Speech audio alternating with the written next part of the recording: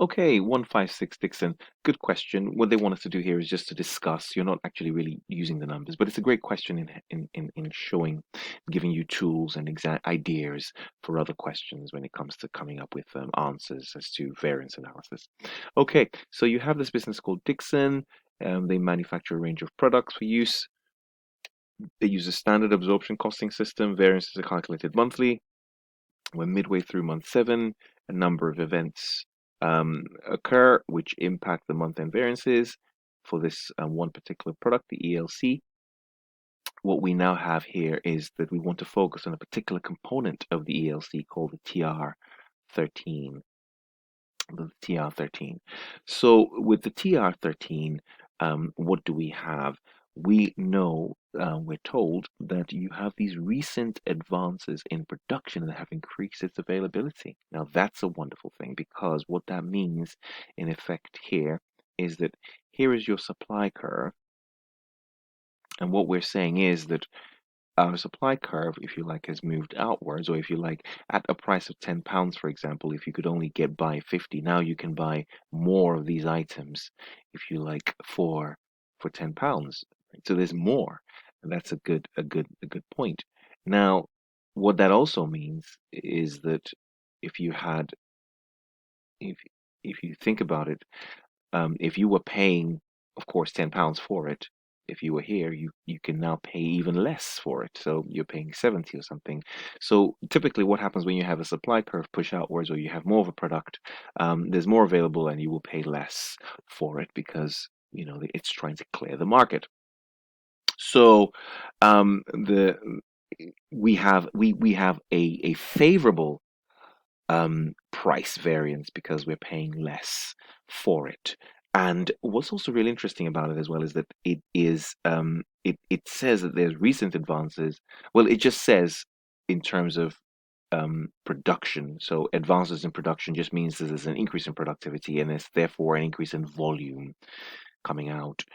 So we have a reduction in price. So we're more likely to see, we're hoping to see a favorable price variance. That's what that's really indicating for us. And it says the standard price was set before the decrease. So you could really argue the idea that we might need to revise these standards to take into account this, so that you're not really just saying, "Oh, remember, this is about performance. We're trying to measure performance. It's not what you pay for something is what you pay for it. That's what's going to go through your income statement. But in terms of judging your people for how well they're doing, in terms of negotiating, you need to probably revise that standard closer to um, this new value that you're going to have."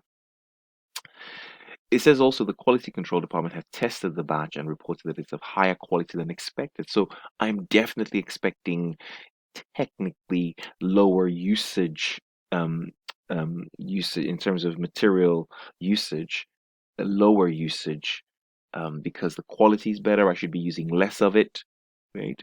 Because it is of higher quality, and that's kind of the point, is where we're going with that. So higher quality means you should be using less of it, less of it. So that's the advantage there, if you like.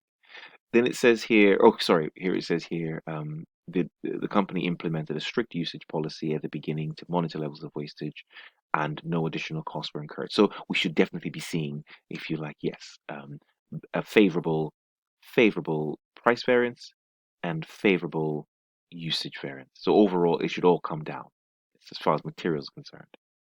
Then we talk about uh, it's interesting. I've used this. Let's just use this pen color. Why not? Then we talk about, it says employees receive an annual pay, and this was included in the standard cost.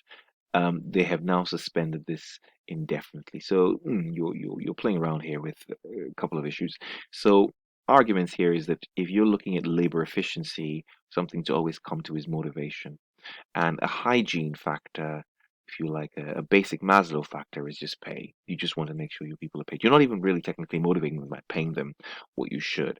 So you want to discuss this question of motivation here. Um, and in terms of, you have your standard. So in terms of the variance, we shouldn't see a variance there because you're not paying them. So fair enough, no price variance in terms of no labor rate variance, but you are likely to see an efficiency adverse. because they will take longer because they're not inspired, so they're taking longer than normal.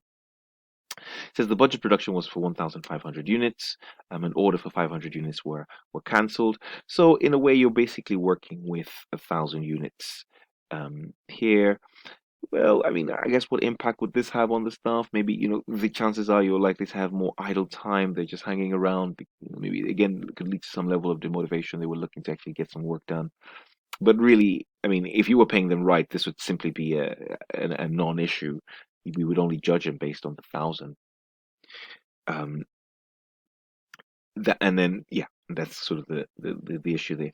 And also here, it says here that one of the machines was found to be defective and a complete overhaul, and these costs are to be included in the fixed production overhead. So what you are likely to see is that you're now paying more, so you're likely to have higher fixed overhead expenditure variances. So you sort of know that. So really, they wanted you to talk about that, and let's just sort of let me quickly run through the answers and see, kind of just confirming what I said. TR13 likely to be favorable.